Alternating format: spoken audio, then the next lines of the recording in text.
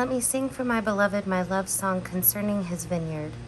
My beloved had a vineyard on a very fertile hill. He dug it and cleared it of stones and planted it with choice vines. He built a watchtower in the midst of it and hewed out a wine vat in it. He expected it to yield grapes, but it yielded wild grapes. And now, inhabitants of Jerusalem and people of Judah, judge between me and my vineyard. What more was there to do for my vineyard that I have not done in it? When I expected it to yield grapes, why did it yield wild grapes? And now I will tell you what I will do to my vineyard. I will remove its hedge, and it shall be devoured. I will break down its wall, and it shall be trampled down. I will make it a waste. It shall not be pruned or hoed, and it shall be overgrown with briars and thorns. I will also command the clouds that they rain no rain upon it. For the vineyard of the Lord of hosts is the house of Israel, and the people of Judah are his pleasant planting. He expected justice, but saw bloodshed, righteousness, but heard a cry. Ah, you who join house to house, who add field to field until there is room for no one but you, and you who are left to live alone in the midst of the land. The Lord of hosts has sworn in my hearing, surely many houses shall be desolate, large and beautiful houses without inhabitant.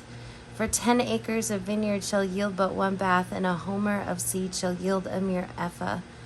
Ah, you who rise early in the morning in pursuit of strong drink, who linger in the evening to be inflamed by wine, whose feast consists of lyre and harp, tambourine and flute and wine, but who do not regard the deeds of the Lord or see the work of his hands.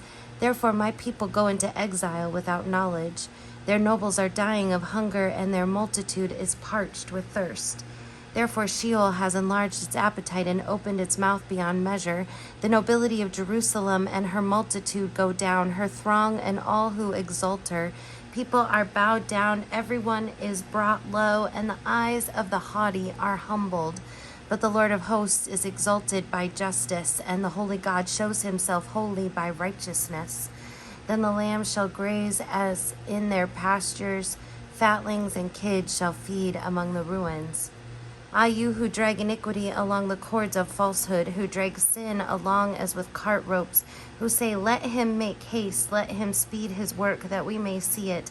Let the plan of the Holy One of Israel hasten to fulfillment, that we may know it. Ah, you who call evil good and good evil, who put darkness for light and light for darkness, who put bitter for sweet and sweet for bitter. Ah, you who are wise in your own eyes and shrewd in your own sight.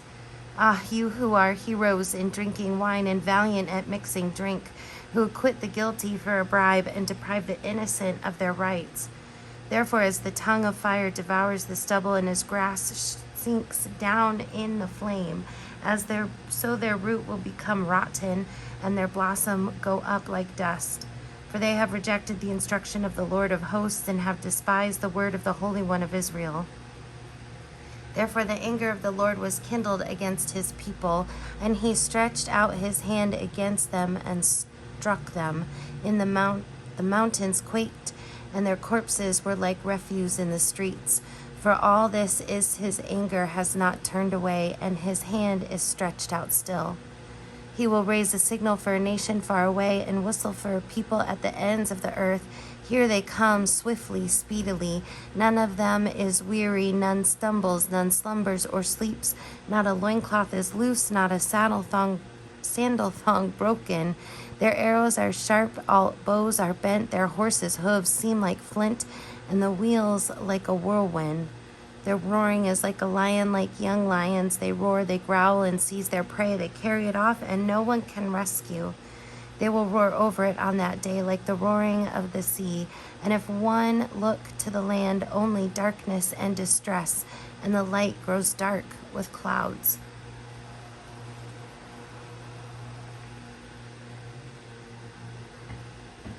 In the year that King Uzziah died, I saw the Lord sitting on a throne high and lofty, and the hem of his robe filled the temple. Seraphs were in attendance above him. Each had 6 wings. With 2 they covered their faces, and with 2 they covered their feet, and with 2 they flew. And one called to another and said, Holy, holy, holy is the Lord of hosts. The whole earth is full of his glory. The pivots on the threshold shook at the voices of those who called, and the house filled with smoke. And I said, Woe is me, I am lost, For I am a man of unclean lips, and I live among a people of unclean lips. Yet my eyes have seen the King, the Lord of hosts. Then one of the seraphs flew to me, holding a live coal that had been taken from the altar with a pair of tongs. The seraph touched my mouth with it and said, "Now that this has touched your lips, your guilt has departed and your sin is blotted out." Then I heard the voice of the Lord saying, "Whom shall I send, and who will go for us?" And I said, "Here I am, send me." And he said, "Go and say to this people, keep listening but do not comprehend, keep looking but do not understand. Make the mind of this people dull, and stop their ears and shut their eyes, so that they may not look with their eyes and listen with their ears and comprehend with their minds and turn and be healed." Then I said, "How long, O Lord?" And he said, "Until cities lie waste without inhabitant, and houses without people, and the land is utterly desolate, until the Lord sends everyone far away, and the vast is the emptiness in the midst of the land. Even if a 10th part remain in it, it will be burned again, like a terebinth or an oak whose stump remains standing when it is felled, the holy seed in its stump." In the days of Ahaz, son of Jotham, son of Uzziah, king of Judah, King Rezin of Aram and King Pekah, son of Remaliah of Israel, went up to attack Jerusalem, but could not mount an attack against it. When the house of David heard that Aram had allied itself with Ephraim, the heart of Ahaz and the heart of his people shook, as the trees of the forest shake before the wind. Then the Lord said to Isaiah, "Go out to meet Ahaz, you and your son Shear-Jashub, at the end of the conduit of the upper pool on the highway to the fuller's field. And say to him, take heed, be quiet, do not fear, and do not let your heart be faint, because of these two smoldering stumps of firebrands, because of the fierce anger of Rezin and Aram and the son of Remaliah. Because of Aram with Ephraim and the son of Remaliah has plotted evil against you, saying, let us go up against Judah and cut off Jerusalem and conquer it for ourselves and make the son of Tabeel king in it. Therefore thus says the Lord God, it shall not stand, and it shall not come to pass.